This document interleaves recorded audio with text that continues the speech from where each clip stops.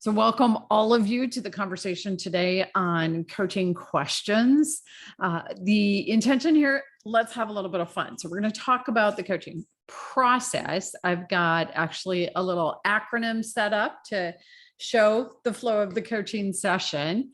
Then we will talk about formulating coaching questions. Some of that's going to be a review from your CPC class. That's okay. Review can be helpful. Then we're going to have fun and we're going to dive into a couple of different scenarios and together brainstorm. Okay, if that's what's going on, what are some good questions to ask? And we will work together on that, see what we come up with. Of course, at the end, we'll share resources, take time for Q&A, etc. So the first thing I'm going to do is share this acronym.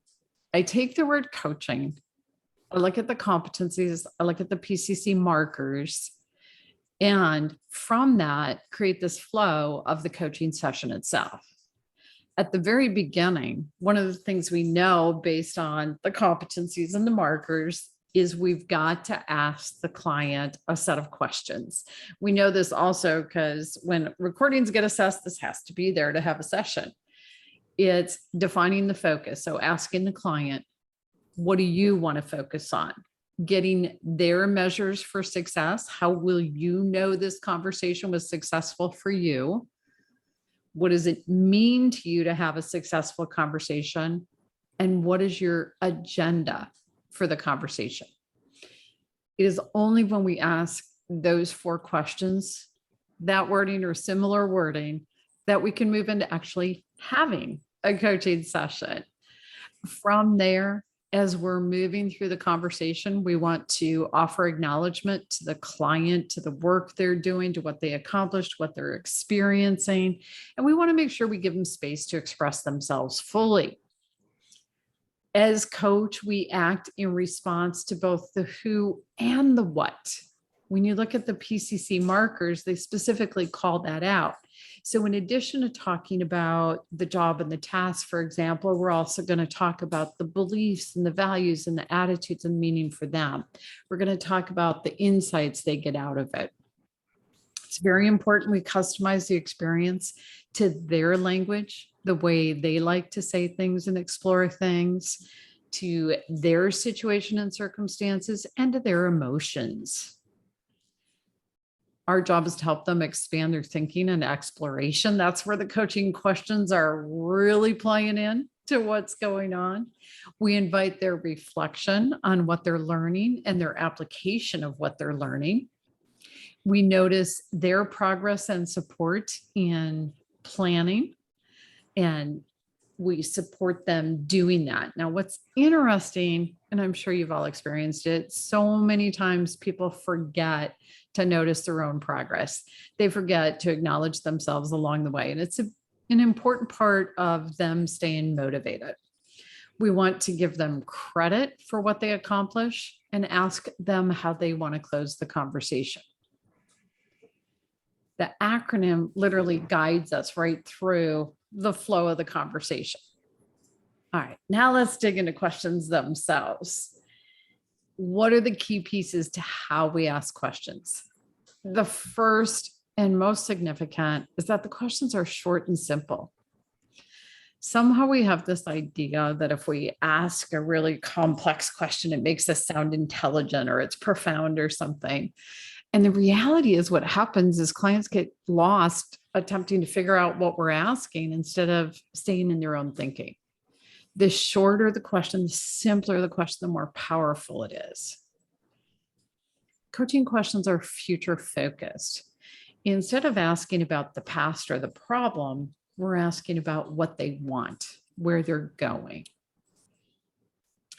Truly open to possibilities. A big part of what's important for us as coaches is being comfortable not knowing. We have no idea where they're going to go with that, where they're going to take it. We want to be completely open to what the possibilities are and where it can go. Thinking back to your CPC class, you probably remember we talked about people being logic or emotion. If somebody's a logic-based person, ask logic questions. If they're emotion-based, ask emotion. Yes, you want to balance by bringing the other in. Start with what's comfortable for them and works for them.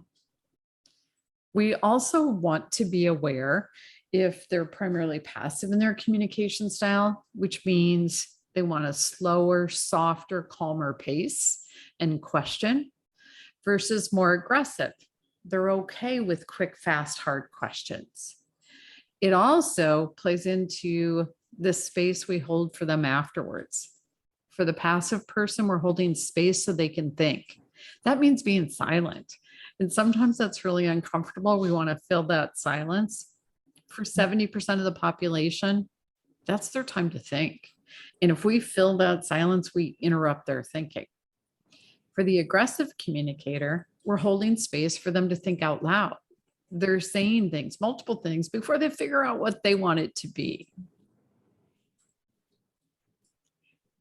When a client is speaking or answering a question, we use what they give us, whatever answers they have, to create the next question. Very, very important that we use their language, their word choice. We want our questions to be confident in the client. So for example, if I say, what do you think you might want to try? I'm so loaded with doubt that it's going to happen. It's crazy. Whereas if I say, what will you do? I'm confident that they're going to do it. So when we ask our questions, demonstrate to the client how confident we are in them. And of course, coaching questions primarily start with what or how. It's how we keep them open. All right, so now we're going to start playing with this. Let's say you have a new client. Maybe they know what coaching is. Maybe they're not really sure. They're still figuring it out. It was offered by their employer. They're unsure of what they want to focus on. They don't know what they want to accomplish in the coaching engagement as a whole or in the individual session. So let's brainstorm questions. If that's the scenario, what are questions you may want to ask?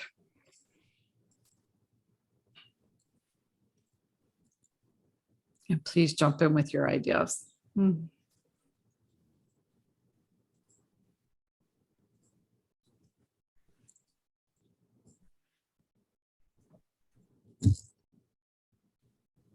Get lots of silence on that one.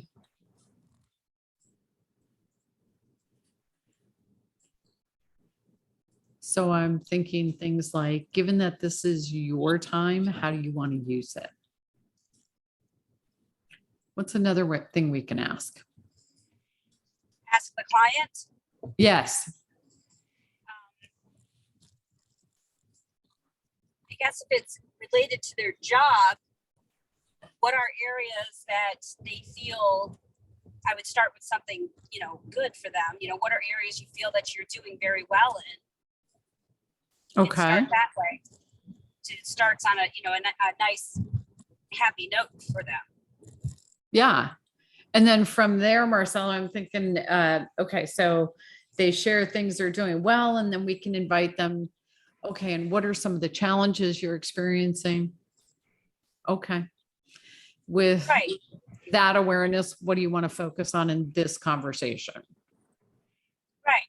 And the way I usually word that is, so what's going well for you? Mm-hmm. And then they're usually happy to discuss what they're doing really well. And sometimes it's not even their job, but then they can figure out what they want to talk about or focus on. Maybe they don't know. Yeah. I agree. And I think that's a great icebreaker as well. Yeah. And as a added piece to it, I know some coaches actually send the email ahead of time to the client saying, okay, tomorrow's your session. Be thinking about what you want to accomplish. So it gives them just a little ping, if you will, to be thinking about it. True. Yeah. Other thoughts?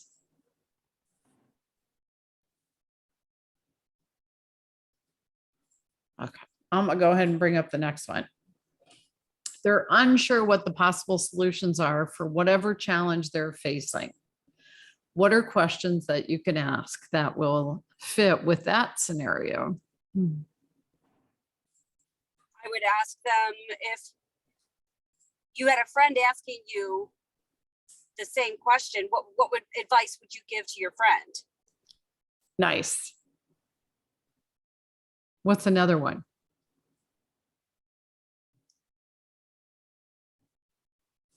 Do you want to brainstorm?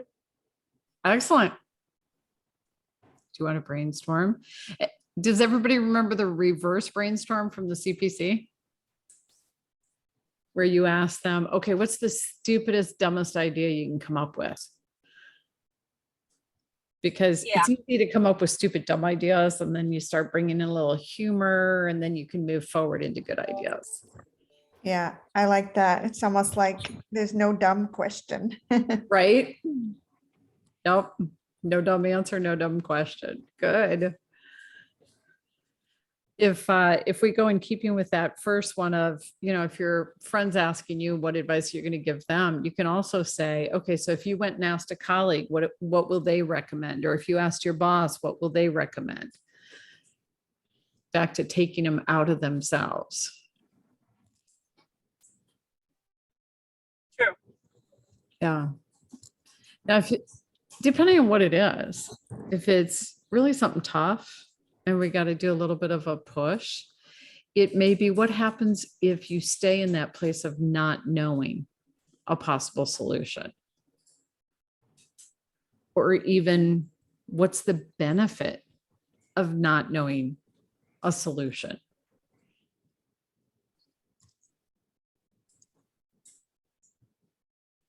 Is that bringing up more for anyone?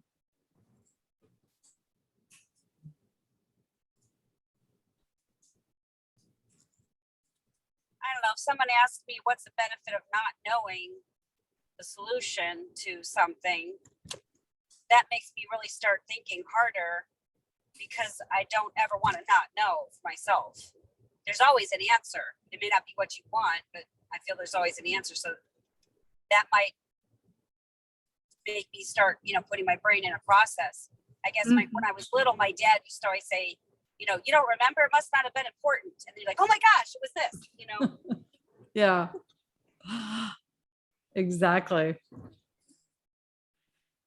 And it's interesting. Sometimes there really is a value in staying stuck, and in exploring that value, it helps them then decide whether or not they want to get unstuck.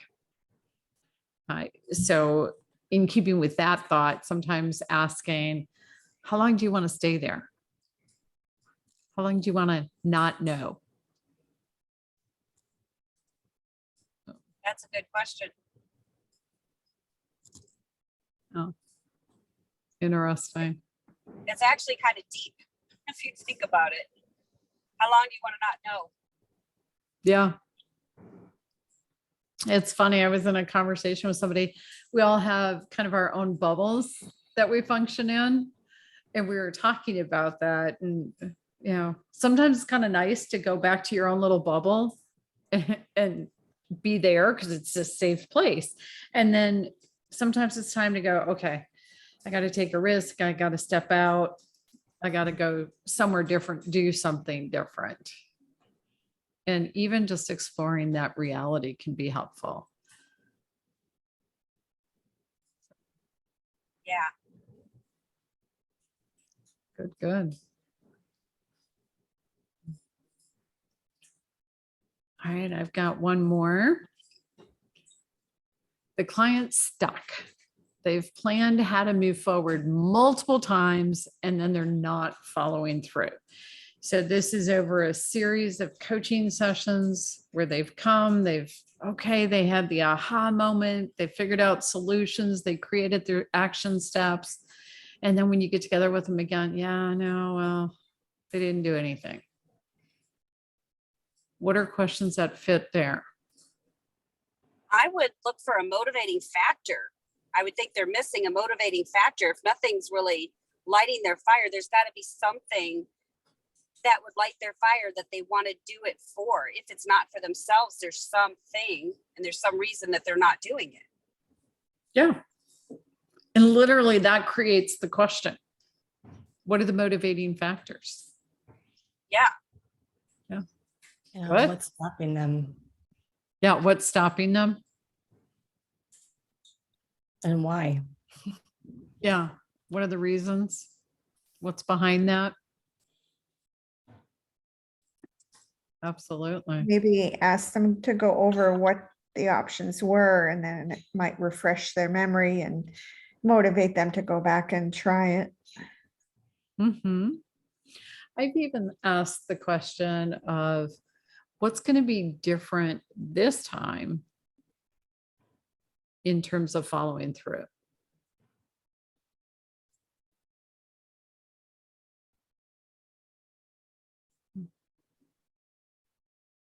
What else can we ask?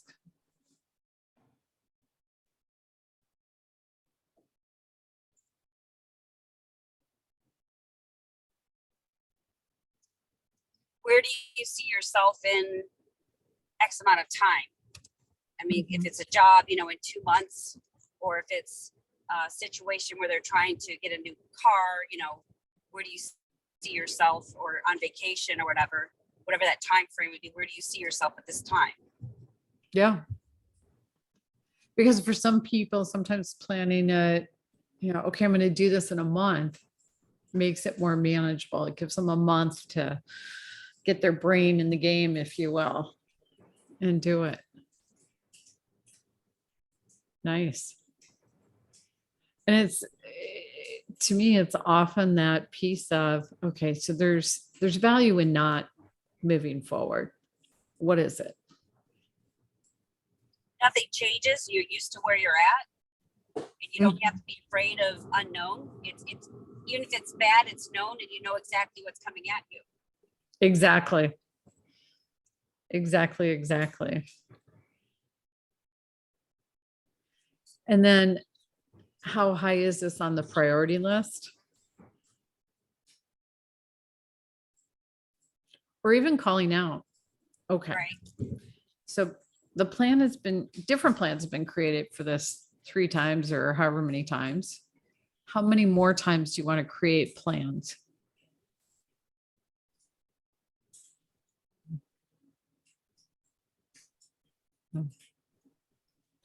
I guess if you're asking, I don't know if I'd want to ask them that question. I would probably say, we know that these many ways more. I'm done trying. There's no more ways. Well, I always think that there's more ways. These are just the ways that don't work. So let's try something way out of the box that you haven't tried, and do this together. Yeah. And what's the balance in doing this together if you're the coach, of course? Because then What it's, was the question? I'm sorry. so the challenge, if we talk about doing it together, if I'm the coach, it really isn't me doing it, it's them doing it. And so that ownership piece, I can't do it with them, whatever their plan is. I'm not there. Right. But I wear an accountability to them. And sometimes they feel like if they have someone to talk to about their stuff, then they're be more happy to say, yeah, I ate 5 cookies yesterday. That ruined my diet. Versus if you're not, I see them as, I know you could do this, and I'm here. I'm your cheerleading squad. I'm here for you. Yes.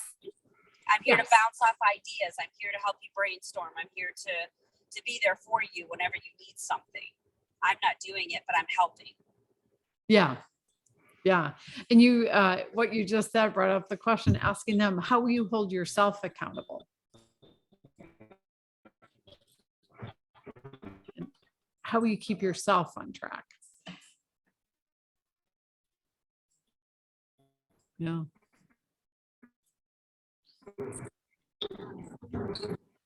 Okay. So those are the ones. Oh, go ahead. Accountable I'm sorry. Say that again. to themselves, not me. Track. Okay. So you cut out. I heard something about themselves, and then I wasn't able to catch the rest of it. Can you say it again? I said it's important, just as important to keep them on track as well as myself. So I can't be their decision maker, basically, Right. but I'm here for them to help alleviate, because they need to talk to someone, help them sound out ideas and, make it feel, help them write them down for them and let them know that their ideas aren't dumb. Right. Yeah. That's good. Especially back to that brainstorm idea. Sometimes Right. people are afraid to throw it out because they're afraid it's going to be dumb. It's like, no, it's not dumb. So yeah, good. We talk about different types of questions. So obviously the open-ended is big and overarching. We also talk about clarifying questions. Sometimes a clarifying question can be as simple as, okay, when you use that word, what does that mean to you? A probing question can be, what's a completely different perspective on that? And challenge them to think outside the box.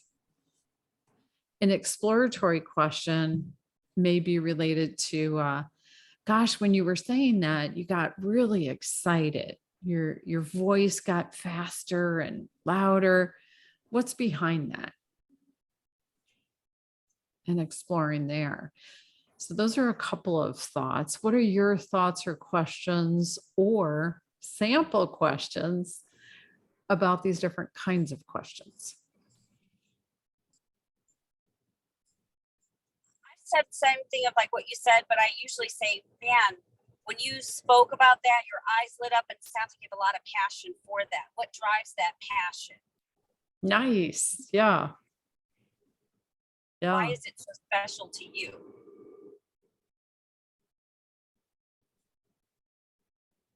Good. And other thoughts or ideas here?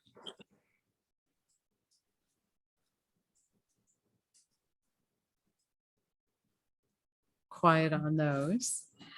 So here's what I'm thinking. I'm going to share a couple of resources really quick, and then I'm going to stop the recording and we can have the rest of the conversation offline. So very quickly, of course, the International Coaching Federation is a resource for all of us. I've got a quick link up here to get more information there.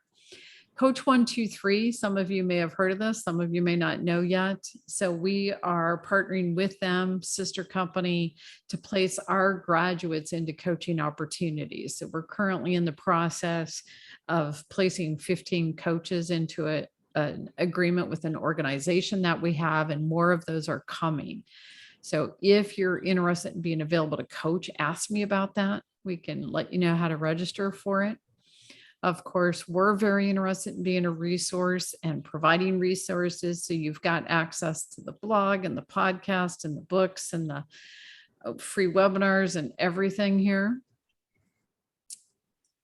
We also, so the blog, by the way, there's a couple blog articles a week. The book series, we're working on number 11. We're close. We're getting there. And then we'll start the next one. And the free monthly webinars. I've got to add the podcast here. There's a new podcast every week if you're into that.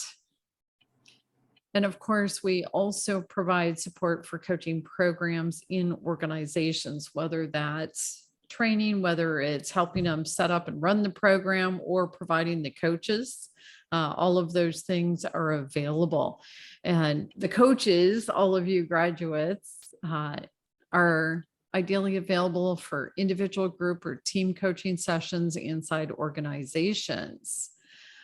So I'm going to hang around. I'll wrap up the recording and I'm going to hang around and take additional questions. And I'm going to do that off the recording so that all of you are free and comfortable coming in and engaging in the conversation. So thank you for that.